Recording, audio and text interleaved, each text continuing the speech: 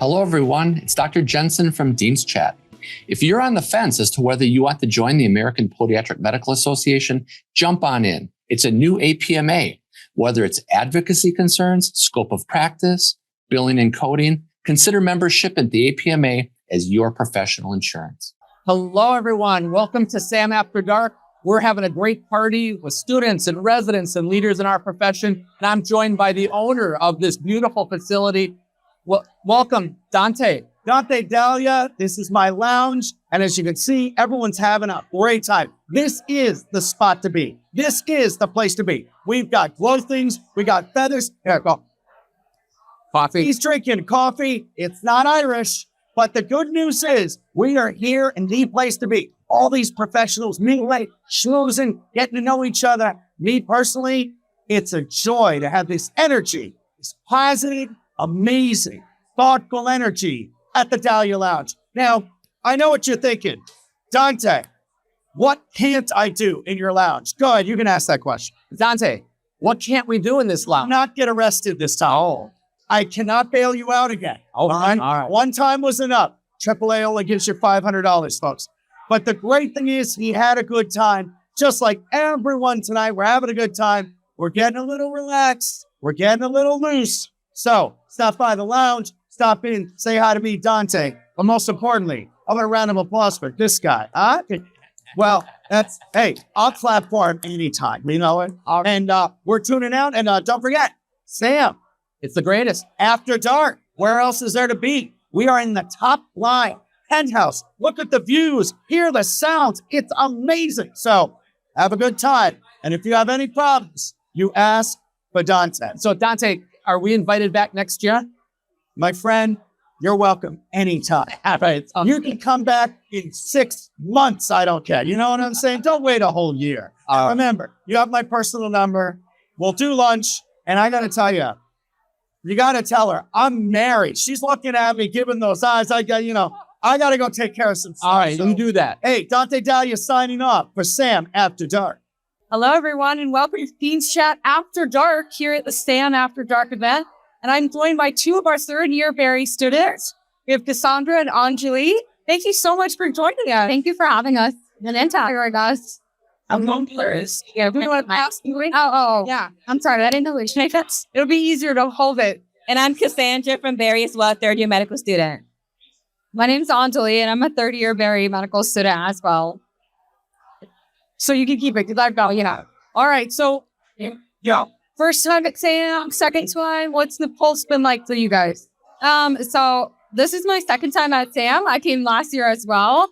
And I think SAM's like an awesome experience, especially for Barry students, because we're local to Iridian down here. We get to meet a lot of our professors outside of school, listen to their lectures. So it's been an awesome time, like networking with everybody and really getting to like seeing them outside of like a lecture professor kind of interaction. So I love it. I love coming to SAM every year. It's awesome. This is my third year here at SAM, and I agree with Anjali. It's definitely a great networking experience, and I have a lot of fun here. Say that. I remember my first time going to a big conference, and you walk in that exhibit hall, and it's like the lid just comes off. Yeah. And that moment of like, this is so cool. Like, I know it, like, podiatry was cool, and I'm interested, but then when you see it in that kind of scale, it just feels limitless. What's been your favorite highlight so far? I think my favorite highlight, obviously getting all the goodies from the exhibit hall, but also just attending like all the dinners, the workshops and stuff. I know ArcSrex is holding a workshop tomorrow, and it's really like kind of all these people to invite students as well, because I feel like we spend a lot of our time in the classroom and getting to do kind of like a lot of hands-on stuff at these places really like kind of tells us why we came into podiatry as students. And going like right before we go out to our externships and become fourth years in May, I feel like it's like a really good experience to come and like interact with these people and do these workshops. So I think that's like the highlight, getting to do hands-on stuff at the con. That's wonderful. That's actually a really hard question because like there's so many good components of SAM, like from the lectures to the, like she was saying, talking to the reps at the exhibit hall, or even just like networking on a smaller scale with like the residents or the attendings. And so there's so many wonderful pieces of Sam. And so honestly, I couldn't put it into words. That's awesome. Well, thank you both so much for your time. Thank you. It's awesome to connect with students, and please keep us in touch. We'd love to see where you continue to go. And until next time, everyone. Cheers. Thank you. Hello, everyone. Welcome to Sam After Dark here at the Orlando Conference. And we're joined by Dr. Andrew Bellis. Thank you so much for joining us. Thank you. To Dean's Chat, this is your second appearance. I feel like a veteran. That's right. Yeah, I'm a veteran here. Yes. I feel like we know each other already. Like this. So that's what's so fun about meeting in person. Yeah. It's getting to have not just the digital face, but the actual human interaction part. Right. Yeah, no, and this is a very casual setting. So after dark, speak easy. It's great. The views are outstanding. We can see the fireworks. They're just getting right. Oh yeah. Yeah. Well, that's how we do it here, you know? Hey, go on in. That's right. Fireworks in every house. Yeah. Speaking of fireworks, you fellowship directors of self. So I have been a fellowship director since 2018. And that was my first fellow is here today. Hi, Mr. Reese Collins. And we caught up. That's awesome. And so every year we've been having a new fellow. And Dr. Perler, who also had a fellowship. Sorry, got caught up. Dr. Perler and I started a fellowship society for the state of Florida. And the FPMA has put us under their umbrella. And so we use their 501c3 to help with funding and other types of educational benefits and sponsorship, things like that. So we started this together. It was kind of my brainchild, his brainchild, to say, hey, how do we elevate the quality of education in the state of Florida? So we decided to create this fellowship society. The FPMA and its leadership embraced us, and we trialed it and started being successful. And it was an avenue for us to give the fellows a chance to lecture at our SAM meeting, get them from the podium, present any kind of unique research that they're doing at their fellowships or any recent literature that they're working on, or unique cases that they're doing. So it's a really good way to expose our membership to the fellowships. And at the time, it was kind of newer for this area. It wasn't mainstream. So it was a very nice benefit there. And then we've been doing it every year since. Our fellowships society, so to speak, we started doing webinar series. So we provided education for the FPM membership. That was a success for a while. And then, so recently we've been giving them opportunities, and that's what happened today. So today we gave each of the fellows an opportunity to speak on their fellowship and introduce themselves, talk about them. And it's also a way for the members to see who the new fellowship people are. So maybe they hire them, or maybe they see who the up-and-coming leaders are for the future. And so that was a really good experience today. I think it was very well attended. They all did an excellent job. And moving forward, we have two new fellowship leads, past fellows, my past fellow, Dr. Mew, and Dr. Nisha Vora from Dr. Windrum's program. And they're going to be taking it over and kind of taking the ball and running with it. So I saw Dr. Perler today, and it's kind of like our grandchildren, like not our direct children, but, now we're one step further. So it was nice. And so it also works with the residencies, and the fact that we have residents speak a little bit of what's going on with their case studies. So we really, in the state of Florida, we really try to, build in the younger members into the fold a little bit and make them mainstream. Just like this event right here, it's for young members. And I love that opportunity for the fellows to get in front of your state society, to showcase the wonderful work that they're doing. Yeah. And then exactly to your point, make those connections for future speaking engagements, future consulting opportunities, future employment. Yeah. And what a wonderful way to connect them and give up those opportunities. I think that's a really unique and special thing that Sam has provided. Yeah. And something interesting happened today. My fellow, Dr. Cusick, he was last in his lecture. He did a very, very good job. And in the beginning of his lecture, I made him wait to start. And I walked down the center aisle, and I sat right front. And I said, okay, now you can start. And it was a little bit of a, play. Yeah. But I thought, okay, that was it. I was being a little obnoxious, but in a fun way. So he starts to present. He does a great job. And about halfway through, something happened with the hotel where the central system started playing very loud music. And everyone thought it was me, that I did it as a joke to him, but it turned out to be just a random accidental occurrence. So, but now that gives me an idea for future, teasing of our fellows to, maybe I'll interject some random music on them. You have to find out what their walk-up song would be if they were ice. Right. And play that. Exactly. So it's really. Yeah. Well, thank you so much for taking the time. Oh, you got it. Thank you so much. All the work that you do to progress the profession. It's really cool. Yeah, and we're very grateful that you're here. Thanks for bringing your social media benefit here. And what do you think of the meeting so far? Has anybody interviewed you yet? No, but we've had some fun discussion, and it's been neat to go to different conferences, and they all have like their own feeling and vibe. And the best we're going to come up with is jubilation. It's like, I don't know if it's all the Disney vibes in the air, but it's not just fun. It's like joy. Yes. You see people acting that haven't seen each other, or I was just saw each other yesterday, and it's the same kind of energy. Like, I just see so many talented people coming together to lift each other up.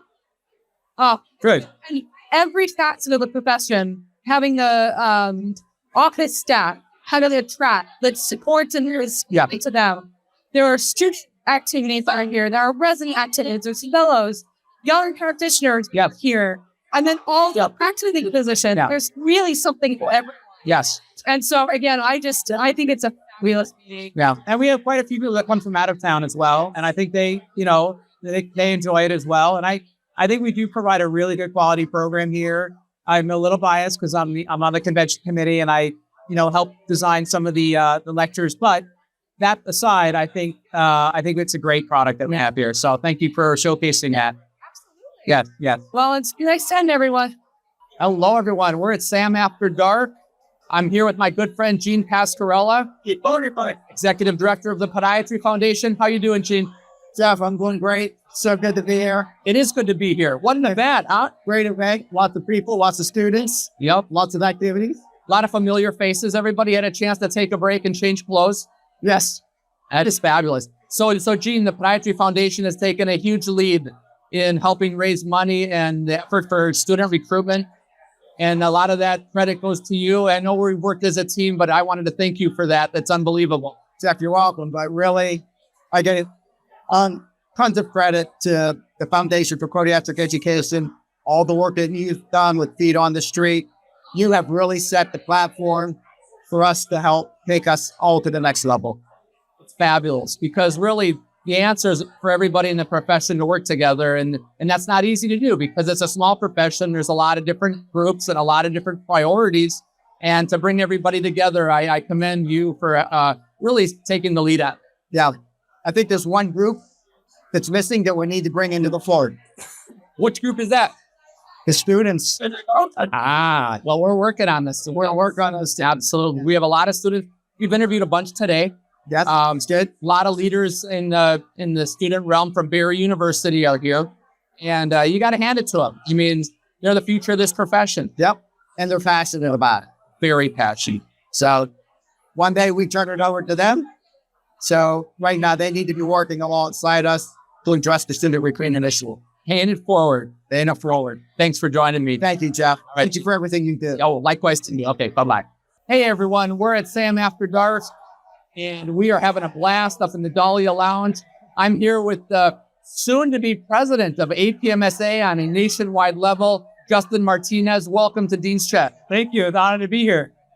So this is quite a journey for you. What made you want to be the president of APMSA?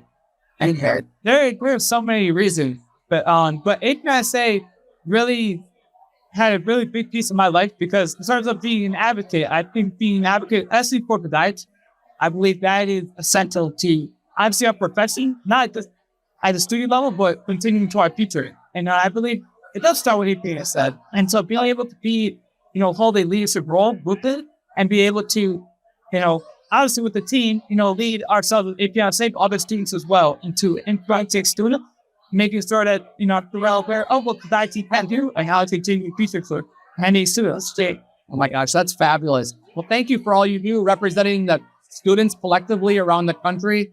Any agendas for your year as president? Ooh, I love that. Definitely making sure that the communication is strong between all organizations, both after macro students here, because that's what we have together, right? In terms of having different events, I want to make sure that students are really engaged. Obviously, they are not only doing what they're doing, but they love what they're doing in the school, and making sure that they can take what they're learning and that they could, help the communities all around. And it all starts with service, being able to educate not only your locals around you, but the unity that's outside of just this school. That's fabulous. And now APMSA is starting a podcast. And I think that's really exciting because anything that we can do to let the world know about our wonderful profession is incredible. So tell us a little bit more about the podcast. The podcast, I love it. Today was the first episode that was that heard today. I want to do a big shout out to Kenny.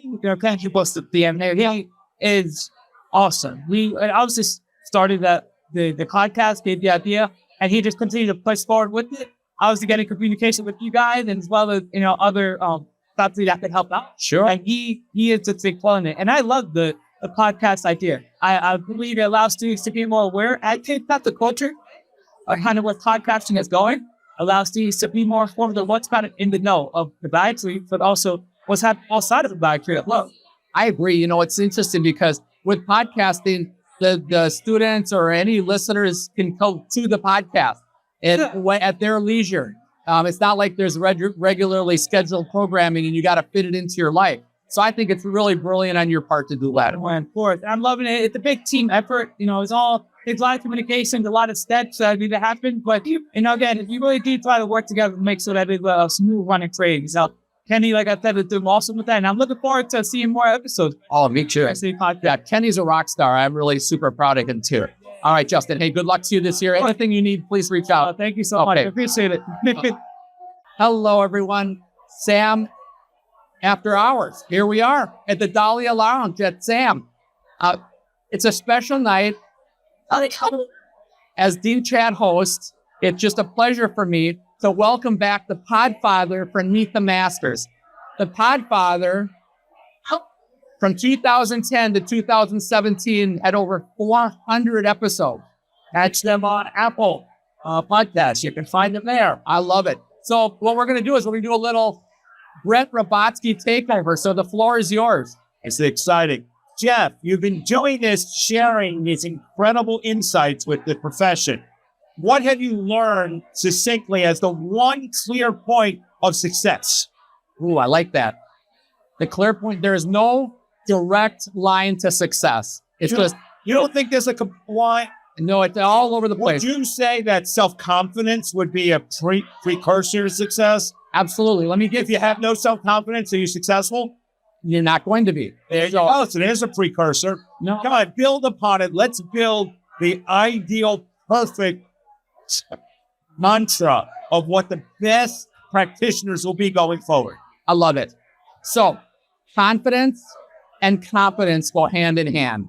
And building up confidence of those students starts early. Make it till you make it kind of guy, or you make it and then do it? Well, life's a journey, so sometimes it's a little bit of both. But exactly. But I will tell you, early on, all of our students have anxiety and they're not sure if they can make it. They know they're in a tough program. And as they proceed through the program, they start to get confident.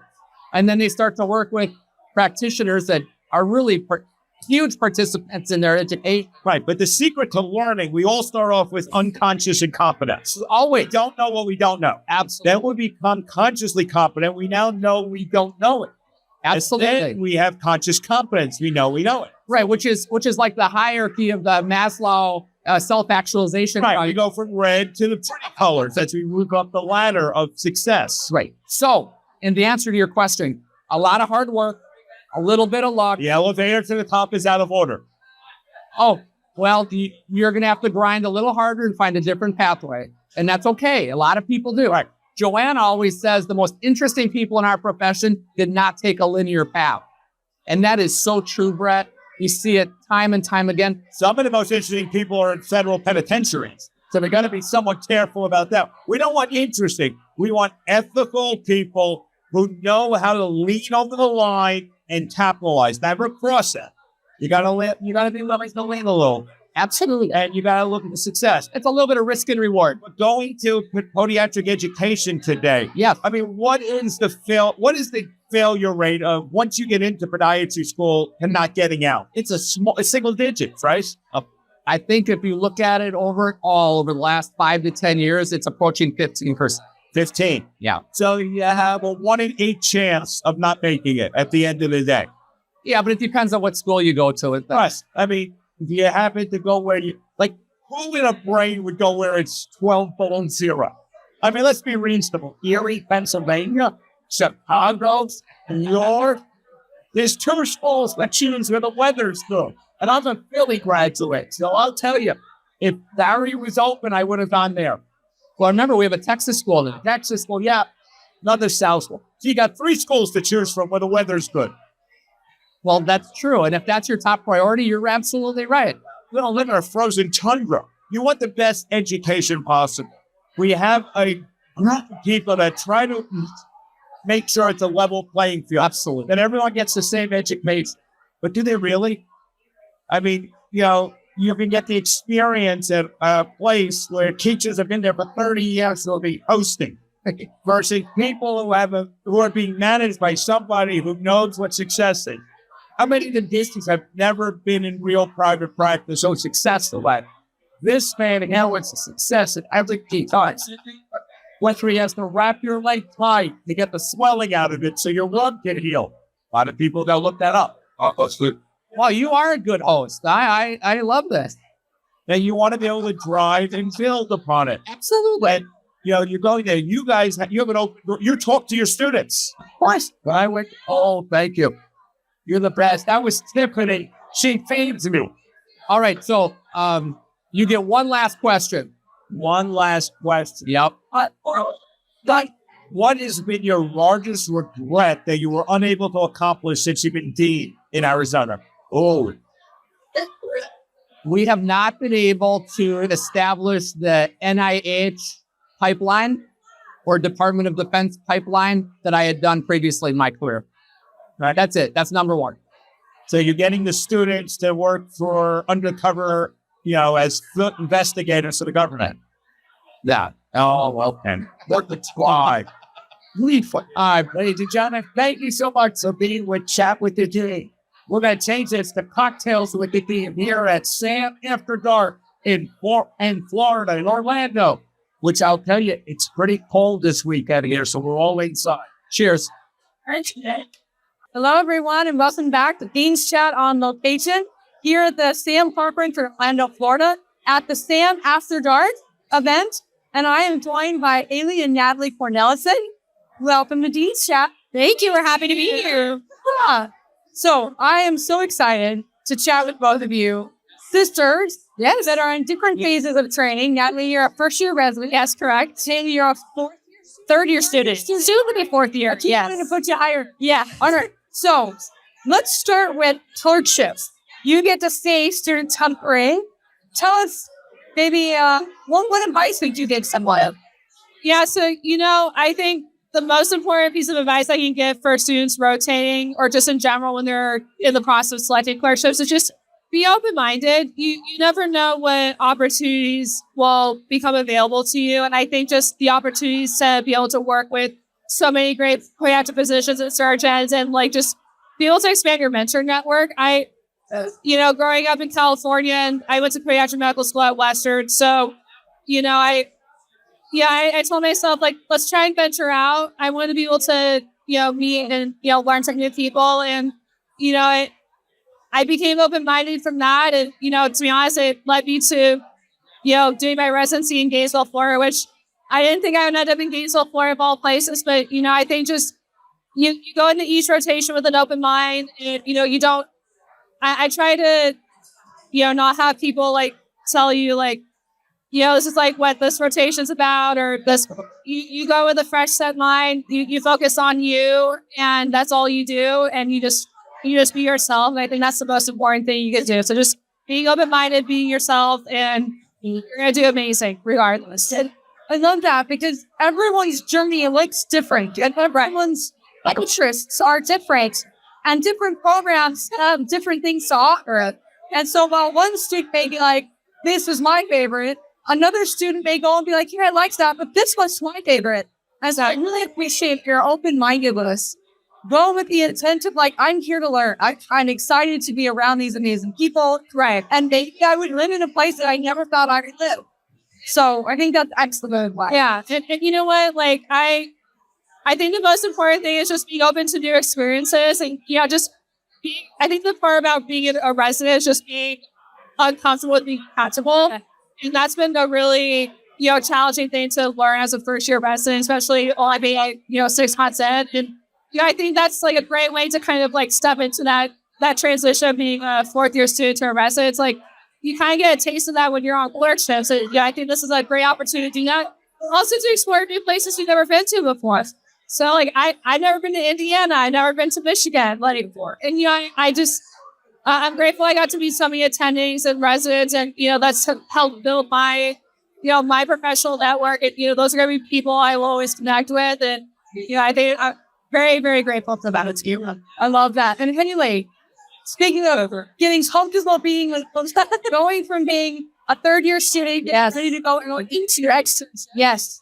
Tell us how your experience has been like. Yeah. So, I mean, first things first, like I am so incredibly grateful that I have someone I can have as a mentor, like every single question I have, I'm texting her being like, is this supposed to be working this way? Should I be doing this? And it's a luxury that I know most people don't have. So very thankful for that. But it's also fun too, because I get to share that experience with my friends as well. So she's really like the older sister to all of my friends as well, who are also going through this process. So, but yeah, it's definitely a very scary, but also exciting time. We've worked so hard to get to this point, and it's exciting that we get to see it all pay off and really demonstrate what we learned.